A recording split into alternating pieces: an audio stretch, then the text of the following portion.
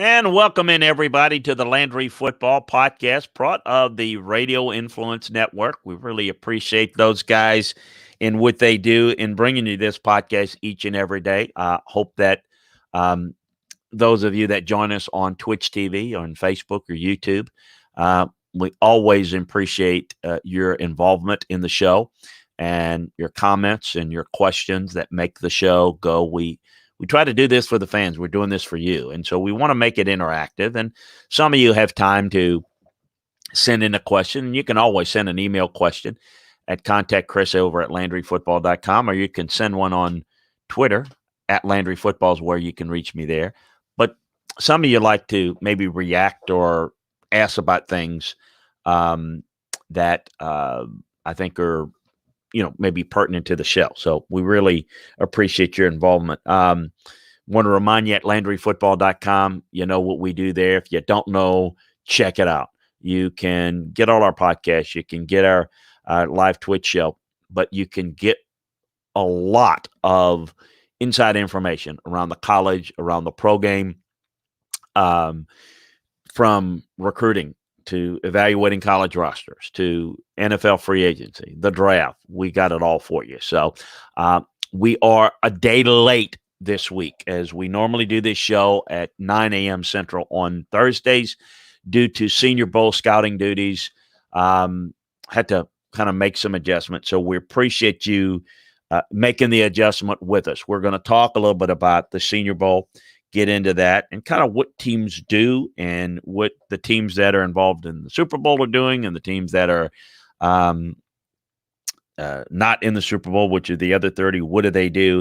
And we'll talk about kind of a little bit who stood out and kind of how to evaluate things. We're also going to get into the Deshaun Watson situation and how things kind of played out there and have played out, and kind of how do you deal with a situation like that. So we appreciate it. Always we'll take your questions and comments, so join it and I'll get to it, and we'll integrate it into the show. So as I mentioned, we had the Senior Bowl this week in Mobile.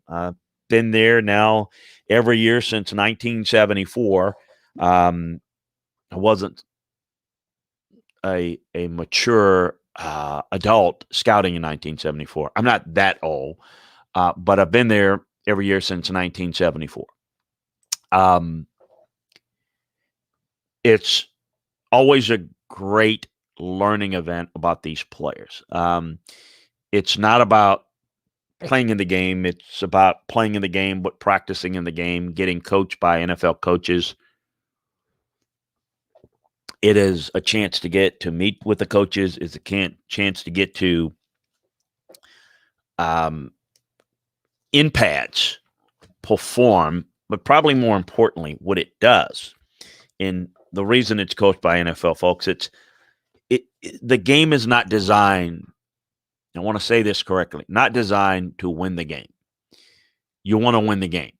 You're on the American team, and it's American and national, not North and South. You want to win. Once you get in a game, you want to beat them, but that's not what it's designed for. You don't strategize to try to get somebody off the mark. What you're trying to do is showcase the individual qualities of the players. It's the All-Star games are designed just for that. It's for evaluation. This is not like a Pro Bowl type game where it's clearly showcasing and it's fun. This game's serious. There's a lot at stake. You can help yourself, maybe to some degrees, not hurt yourself, but if you fail to help yourself, have you hurt yourself? I think that's a fair, maybe rhetorical question. I think the answer is yes. But it's a real good evaluation tool, and having a lot of the one-on-one drills and the way we do it are things that you want to be able to showcase, and you want to be able to see how things are going with regard to the process of being able to handle situations that you didn't have to do in college or you weren't asked to do. So you play a lot of zone coverage. You asked to play man. You play more zone, and now you've got to be able to play off coverage. There are a lot of things that you do that you're asked to do in this All-Star game just to show your ability to adjust, playing a different position, playing different spots, showing your versatility. It doesn't necessarily mean how you execute, but your ability to adapt. And a lot of the things that take place are about the ability to adapt and finish in a teaching section in the classroom. So all those things are really, really important. Obviously, the world's different now. We've got different circumstances. Only 10 members of each NFL organization could come to this year's Senior Bowl. And we're all subject to testing. There's no media at the Senior Bowl this year, no fans at the Senior Bowl. So only those of us that are NFL personnel. I wasn't thrilled about going. I wasn't thrilled about getting that test. We were required to take that test. And, it's in a bubble. The other thing so that's a big part of it. Now, the two teams that are coaching at Miami and Carolina, they get 12. So they get a couple of more people. But obviously, you normally have more people than that for each organization. So you don't have as many people. But in some ways, it's a little bit more organized and less chaotic. I think, not having agents, not having fans, and nothing against the fans. It's just, and the fans can't go on the field anyway, so fans are not the issue. But not having the agents, not having anybody that's not supposed to be there. It's fine for college coaches to go there. It's a convention, but they all end up on the field, and quite frankly, it's tough. You get people, you want to help people, and people are giving you your resume and everything, and you want to help. I mean, I got to have a separate file for resumes and stuff, but you want to say, I'll help you. I can't help you now because I got to watch and do my work here, but maybe let's talk tonight, or maybe let's talk next week. And there's a lot of that. With that not being the case this year, it's made it a lot smoother. The other thing that I think you need to know about this Senior Bowl this year is that we changed how we interviewed, meaning they didn't have they'll grab a guy and interview him like you normally do. It was much more organized. They were done between, we call those little plexiglass things for safety. So I think it was good. Every team will interview every player at the Senior Bowl for 15 minutes. So it's really important because it's face-to-face. Even though you got the plexiglass, it's face-to-face, right? We're not going to be able to do that in a combine setting this year because the combine, as you know, as I've talked about, is going to be different. So the players that are here, getting face-to-face with them is even more valuable. Normally what you do is you try to get as many of the guys interviewed at the All-Star games as possible. In a normal year, I'm talking about. Then when you go to the combine, you can focus on the guys you haven't met with. And so you really want to get to know them. And a lot of the things that people say, well, what are you interviewing? This is not the type of interview it's not like the interviews with the media. And I'm not talking about those type of interviews where tell me how you feel. And what do these are in-depth football conversations. And quite frankly, you want to get to know what a guy knows, a little bit about his character, how he's going to respond to situations. In some cases, putting him on the spot. Being quite blunt about, well, why did you do this? Why do you do that? Putting a play up on the film when you're in a meeting that he didn't do a very good job. What were you thinking here? Why'd you do that? Just to see how you respond to that. All those things are important. So being able to get that is really important, and that's how you get a lot of a start on a player. You got to do more follow-up stuff. But this year, without the ability to do face-to-face stuff, and it's looked like that's going to be the case, it was even more important. The meetings and everything, the mass, everybody did all of that, and so everything was kind of bubbled as best that you can. Probably the best advantage you have in the Senior Bowl is to coach it. Think about this for a second. You have a full week of interviews with all the players on your team. So you are literally in a meeting.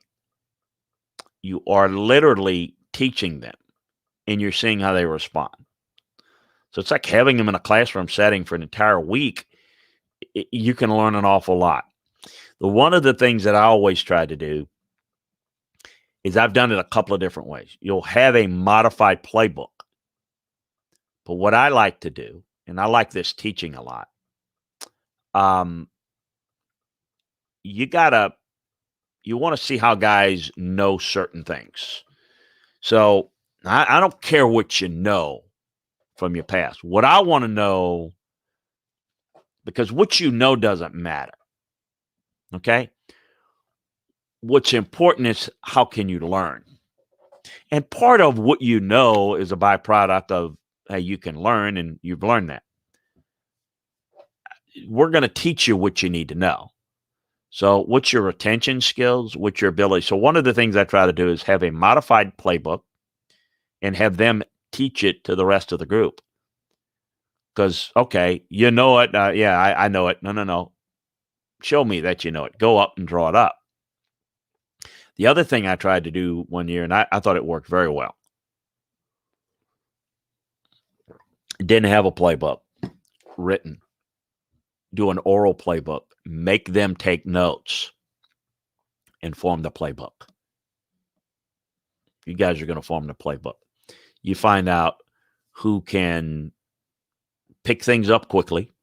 You can find out how attentive they are. What are their retention skills? Here's the thing. Just because there's some people that are really smart, and I don't know, since we learn more and more about society, we got a lot of people with ADD. When I was a kid, we never heard the term ADD, but how many kids today that you see in school that clearly have ADD? The attention span's like, the younger you are, that's the case. Some guys just drift and they don't focus, and it's not that they're not smart. They have some attention deficit disorder issues. It's important to understand what you're dealing with from a teaching standpoint. How are you going to have to teach certain guys is critical. Those things are very, very important to know and understand. So it's not, well, we're going to put them through this test and then we're going to eliminate them based on that. No, it's just understanding what's a guy's learning skill and what can he do, what he can't do. Those things are really, really important to ascertain through the process. So I think there's chapter and verse of how much you're able to learn through the process of teaching these guys and coaching these guys. I think that those are kind of the issues that you can learn through this whole teaching process. I think it's a great advantage.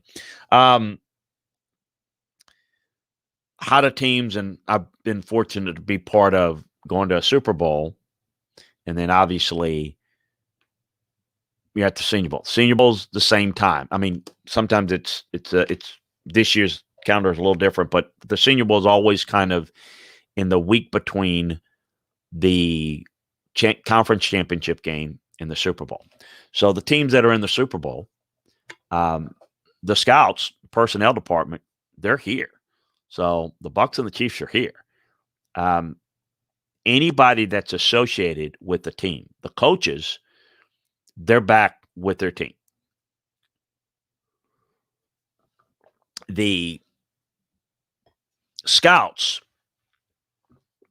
of the teams are here. Now, anybody that's maybe a pro scout that's really involved with helping in game planning may not be here. They may be more towards working towards next week's game plan. But your college scouting folks are here. And you may even see, in some cases, the GM should be here, particularly if he's a football guy. Having a guy who's a cap guy coming there just to, to be a show pony out there is not really valuable, particularly if you're going to have a limit on 10 people there. You need to have good evaluators there. So a lot of people in the league, of course, will have maybe their coordinators there and their scouting staff there. Whereas if you're Kansas City, you're Tampa this year, or in any year, the Super Bowl participants, their coaches are not there. The coaches are not going to the Senior Bowl if you're in the Super Bowl. Everybody else is coming here. So even though you're not coaching it, you're around it. We also implemented a rule where not only the coaches that are coaching the Senior Bowl, they get to coach their team, but they literally during the middle of the week, they swap. How weird is that? I know that sounds weird. Again, not a normal football game. So one staff will go and coach the other team in meetings. It's a way to get to know the personnel. So now you know the personnel of all the players in the game, not just the ones on your team. Again, not sharing secrets. You're just trying to get to know and put things together that can really ascertain the skill set. So really, really valuable. Some thoughts here. Who looked good? There are a number of guys that I thought did a really good job. But the details, you can go to LandryFootball.com. I've got a scouting report on every player every day of practice. So you want to take advantage of that and take advantage of our scouting discount. But I thought Larry Roundtree did a good job. I thought Thursday was his best practice. I thought he showed good vision and patience. He's got a lot of good cuts in this game. I tell you who did a good job at running back as well is Kylan Hill. This is not in any particular order. It's just some ideas. Off the top of my head, I made some notes. I think I jot some names down to talk about. Kylan Hill is another guy. He worked all 3 days, consistent. Remember, he didn't play this year. But he's got really good footwork. He can create yards on contact, good contact balance, and I like his burst through the hole. John Bates, a tight end of Boise State, somebody you need to be aware of. He's not the most explosive or quickest or the greatest athlete, but he's a really good player, very efficient, terrific blocker, consistent, late addition, but he really helped himself. On the offensive line, I thought Adrian Ely of Oklahoma did a very good job. Really good week of practice. Got better. That's the other thing, too. You can't sit there and say, oh, I watched a little bit of practice, and I heard somebody say he was beaten. Boy, he had a bad week. No, doesn't mean that at all.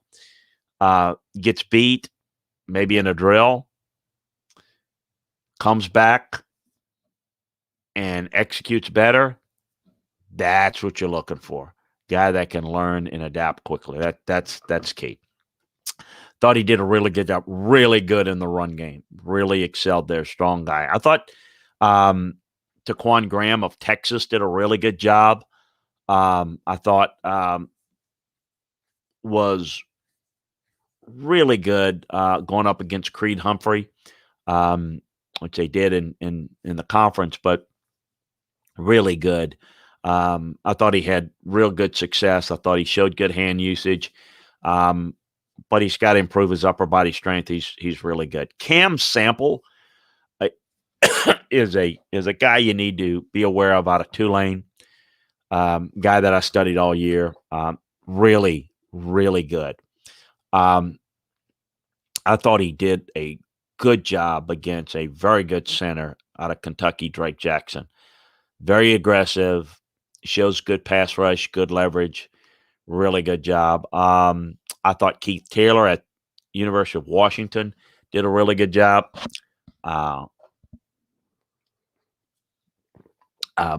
Really effective playing in zone, but in college, but really did a good job of pattern matching. Really did a good job coming up, defending the screen. Really good there. Who else did? I thought it was Frank Darby of Arizona State. Um, I thought really helped himself out a lot. I thought he was very good defending, very good getting open in the red zone. DJ Daniel of Georgia did a good job corner there with some really good reps. Really stood out in 7-on-7. Did some good things. Those are just some names. Some other guys to keep an eye out on. I mentioned the Wisconsin Water Center. Really good. Central Florida safety Richie Grant has got good versatility. Watch for him. Western Michigan receiver Dwayne Eskridge is a really good player that you may not know as much about. You should. It's really good. Deontay Smith, the East Carolina offensive tackle, very good player. Need to get to know him. Very, very good. Demetric Felton, really, this is another example of a guy, played a lot of running back at UCLA, moving to receiver, good hands, just got great versatility in today's game. University of Cincinnati's tackle, of course, they had a really good team. The tackle, James Hudson, is another good guy. Plenty more. I'm not going to go through everybody. I'm not going to go to everybody here. Got it all on the website. That's what that's for. So, those are some guys that really stood out. And get to your questions in a second. I want to get to some thoughts about Deshaun Watson and the issue that's going on there with him has been much publicized. And in today's world, you can let the media, social media, the fan, the real media, kind of create the narrative of a situation if you don't get a handle around it. So, and I was asked, I believe, on the other show, and I think may have been Rich Coates or somebody asked about why is he unhappy? Well, first of all, no one really knows. Everyone speculates. Hadn't gotten along with the owner, that the owner may have indicated to him that he was going to keep him informed on the coaching searches and the GM search. And then he didn't, and therefore is upset and not happy with who they hired. Again, if you take the word of the gossip out there as gospel, you're foolish. We don't know what happened, but we know that there's some negativity about where the program has kind of been. They've got some issues maybe in their organization that probably needs to be looked at. They hired a new GM. First of all, don't ask, and I'm not interested in a player being involved in telling me who I'm going to hire as a general manager, as a head coach, or who I'm going to draft. It's not their role, and it's not their responsibility, and it's not fair to them. And what I mean by that is, look, playing is playing. I've played. Coaching is different than playing. Scouting is different than coaching. Administrating is different than scouting and coaching and playing. They're all different. I really believe that having experiences in a lot of areas helps you to learn more things. But they're different, okay? And the best way I could describe it is if you're a good plumber, you probably, because you're probably good with your hands, you probably could be a good carpenter, you probably could be a good electrician, but they're different things. They're different electrical codes and different plumbing codes and different, construction codes. that you need to know, and their differences. One doesn't just automatically doing the other, just doesn't guarantee. Now, a lot of people, I'm not talking about just doing stuff around the house, I'm talking about professionally. So it's not fair to put it on a player, and it's not fair to hold a player responsible. And look, if you draft a player, sign a coach, draft a coach, not draft a coach, sign a coach, sign a GM, you you don't hang it on a player because it doesn't work. It's your responsibility. The buck stops here. Now, with that said, I do believe in communicating. I believe if you got a franchise player in today's world, it's a little bit different than maybe in the past. I think it's tough to do it today because everybody's chirping. But you'd like to let your players know who your new head coach is going to be, your new GMs, before they hear it somewhere else. You know, say, well, I had to hear it on Twitter. Well, I mean, it's almost impossible today to be able to get it to you, but you got to do a good job of that. You got to do a good job of communicating.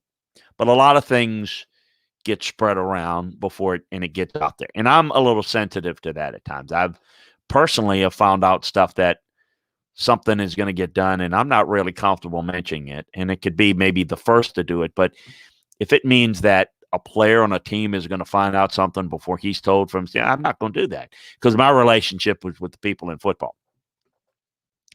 And it becomes uncomfortable when the communication is not really good. I can't sit there and tell you, here's the communication problem. Here's the screw up. Here's the fault of the guy. I mean, people have faulted ownership. And look, I mean, they certainly are. It's a problem between Deshaun Watson and ownership. If Cal McNair told Deshaun Watson that he would, quote unquote, involve him in the GM hire, well, that's a mistake because you don't involve him. I don't know that he did tell him that. I don't know that he didn't. But if he did, it's wrong. I do think if you think involvement is communicating, yeah, I think that's important. I think letting them know as quick as you can, and even letting them know, kind of how the process is going without revealing stuff that you're not comfortable doing, I think it's fine too. I also think this. I think it's good to seek thoughts. I think it's good to engage a great player, not just Deshaun Watson, but any player. Okay, what would you like to see? What do you think? I don't want to hear you. Just give me your general ideas of what type of a coach that you think that we need currently. And you take good notes, not just from him. I think you should always have a leadership council, not only in college, but in the NFL, your players. You have somebody that represents the offensive line, somebody that represents the running backs and the receivers. And, obviously, your quarterback should be important. Your defensive line, your linebackers. I mean, guys like that. I think you should get their thoughts. But sometimes when you get their thoughts, they take that and say, well, I don't know why I talked to you because you didn't do what I said. Well, because it's not your job to make that decision. I will listen to it, and I may agree with it. I may not. I also may want to go down a certain path that you might like, but maybe it doesn't work out, and we have to go in a different direction. You have to understand that that's a different role and a different job. So I always like to tell folks, and the best way to do it is to communicate. Is I always like to, hey, come in, let's schedule some time. Let's get not just one guy, but let's just get a sample of guys. But I do it independently. I don't want, I agree. I want different people giving me their ideas independently, and I can ask some questions. And I would give maybe 15, 20 minutes to each of them. It takes longer, but it's a better way to do it. You get individual ideas and then you get different ideas to get the feel for the locker room. I think those things are valuable. That's a useful involvement. I don't know what happened in this situation. People may say, oh, well, I know because I read. No, you don't know. That's what somebody is speculating on, and it may be. This situation needs to be repaired. If I'm Nick Caserio, the way I'm handling it, and I've been busy, I just hired my head coach. So I've got David Culley. I'm going to sit down with Deshaun Watson, and I'm going to hear from him, not anybody else. What are your concerns? What has happened here that's caused you to be uncomfortable? To find out truly if that is the case, truly why, and go from there. I would reach out to people that know the player the best. Okay, in this case, it's Deshaun Watson. So he's very close to his mother. He's very close to Dabo Swinney. There's a couple other people on the staff at Clemson. I'm going to visit with them. I already probably know a little bit about Deshaun Watson, even though I'm a new general manager, because I did the work on him when he came out in the draft. But I'm going to do more work now. And I'm going to say, I want to learn a little bit more about where he's coming from, what he's like. And then I want to speak with some other folks that may know him, and I want to get a good feel for him.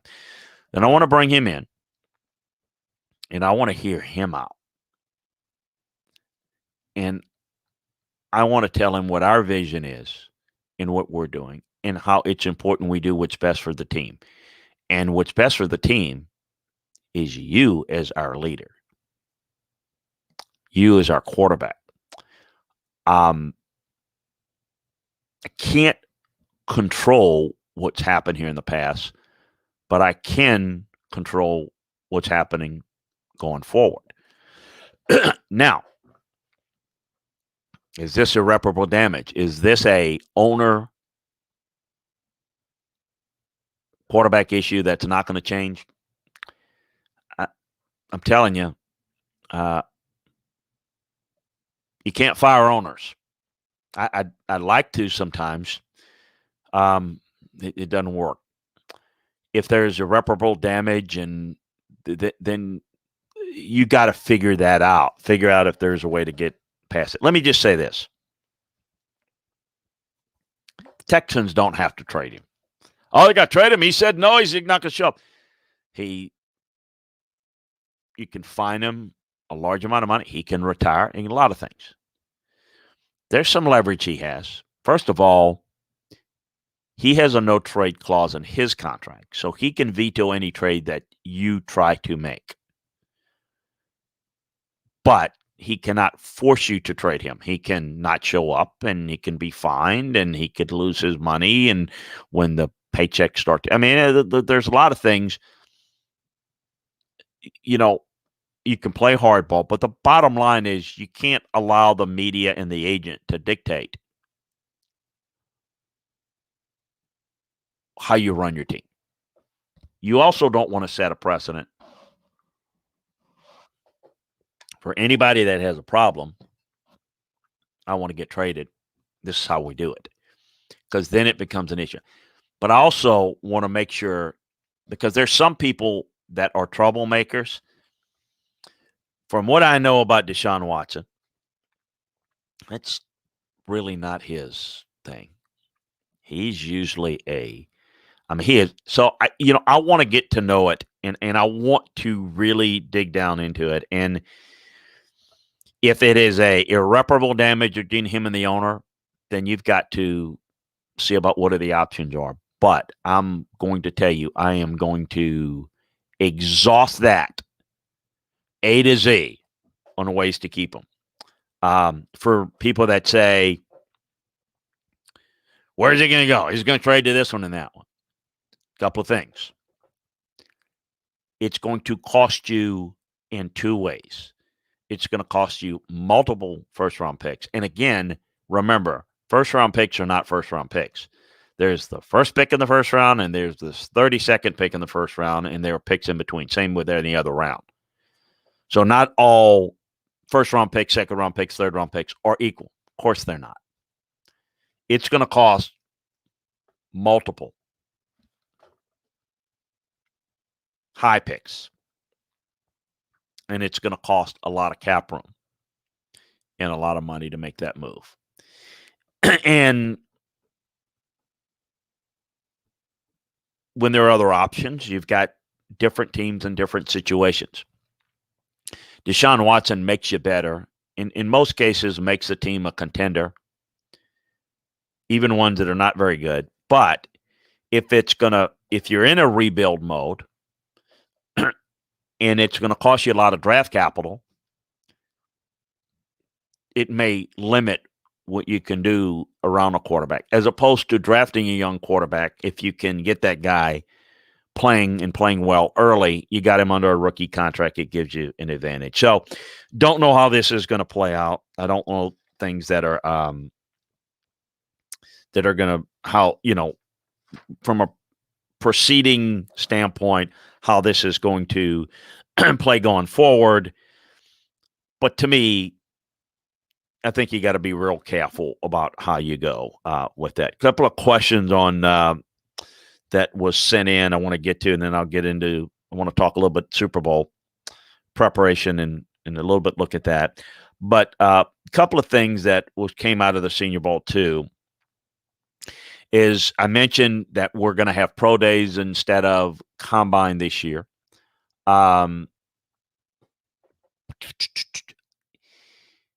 It's looking more and more, as you might expect, the West Coast teams are going to have a harder time holding on to their pro days.